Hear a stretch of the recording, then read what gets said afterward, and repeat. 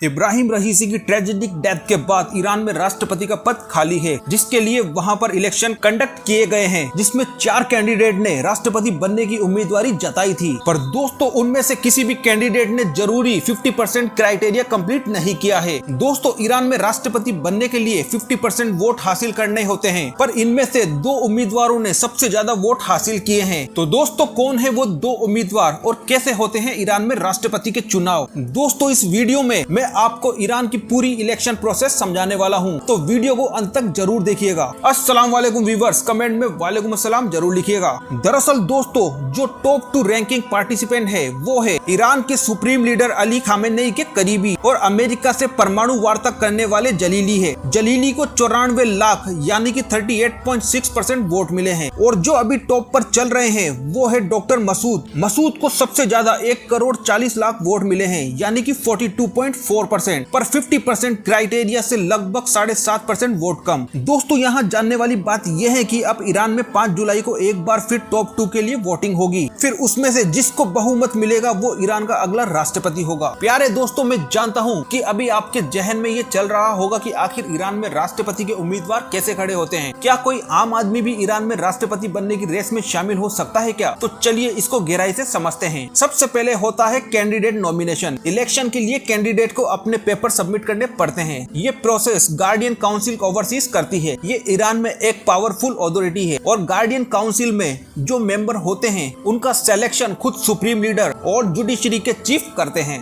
दोस्तों, बात करते हैं एलिजिबिलिटी क्राइटेरिया की। कैंडिडेट के लिए कुछ बेसिक क्राइटेरिया होते हैं, जैसे कि वो शिया मुस्लिम हो, इस्लामिक रिपब्लिक ऑफ ईरान का सिटीजन हो, और सबसे बड़ी जानने वाली बात तो ये है कि लीडर या हाई रैंकिंग ऑफिशियल्स की कैपेबिलिटी रखता हो। तो दोस्तों, अब आप समझ ही गए होंगे कि कोई भी आम नागरिक अपनी उम्मीदवारी नहीं जता सकता है राष्ट्रपति चुनाव के लिए। दोस्तों, बात आती है कैंपेनिंग की। गार्डियन काउंसिल से अप्रूव कैंडिडेट इलेक्शन से पहले कैंपेनिंग कर सकते हैं। कैंपेनिंग के दौरान कैंडिडेट अपने मैनिफेस्टो प्रेजेंट करते हैं, पब्लिक रैलीज करते हैं और मीडिया में अपने पॉइंट ऑफ व्यूज एक्सप्रेस करते हैं। दोस्तों, इसके बाद बारी आती है वोटिंग की, जिसमें सभी एडल्ट्स को वोट देने का अधिकार होता है। वोटिंग का प्रोसेस सीक्रेट बैलेट्स के जरिए होता है। इसके बाद बारी आती है काउंटिंग एंड रिजल्ट्स की। वोटिंग के बाद वोट्स काउंट किए जाते हैं। सबसे ज्यादा वोट्स पाने वाला शख्स प्रेसिडेंट इलेक्ट किया जाता है। अगर किसी भी कैंडिडेट को 50% वोट्स नहीं मिलते हैं तो टॉप 2 कैंडिडेट्स के बीच रन ऑफ होता है। ईरान में राष्ट्रपति का कार्यकाल 4 साल का होता है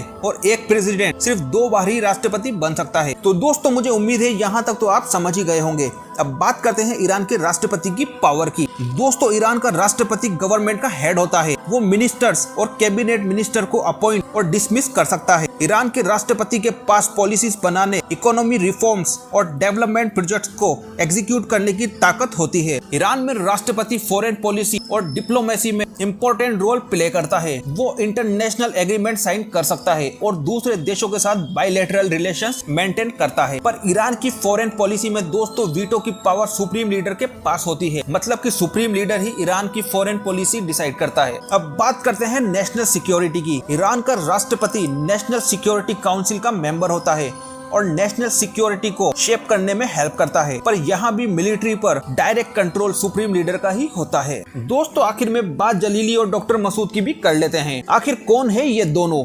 दोस्तों, जलीली को कट्टर विचारों वाला समझा जाता है। उनका मानना है कि ईरान को आगे बढ़ने के लिए अमेरिका की जरूरत नहीं है। माना जा रहा है कि अगर वो सत्ता में आते हैं तो पश्चिमी देशों के साथ ईरान के रिश्ते सुधरने के बजाय और खराब हो जाएंगे। वहीं डॉक्टर मसूद को ईरान के युवा काफी पसंद करते हैं। वो ईरान में सुधारवादी कदमों को आगे बढ़ाना चाहते हैं। डॉक्टर मसूद का कहना है कि वो इजराइल को छोड़कर किसी भी देश से समझौता करने को तैयार है। तो दोस्तों, 5 जुलाई को कौन बनेगा ईरान का राष्ट्रपति, इस पर आपका क्या कहना है? कमेंट करके जरूर बताइएगा। दोस्तों, वीडियो को लाइक और चैनल को सब्सक्राइब करना मत भूलिएगा। फिर मिलेंगे एक नए वीडियो में एक नए टॉपिक के साथ। तब तक अल्लाह हाफिज।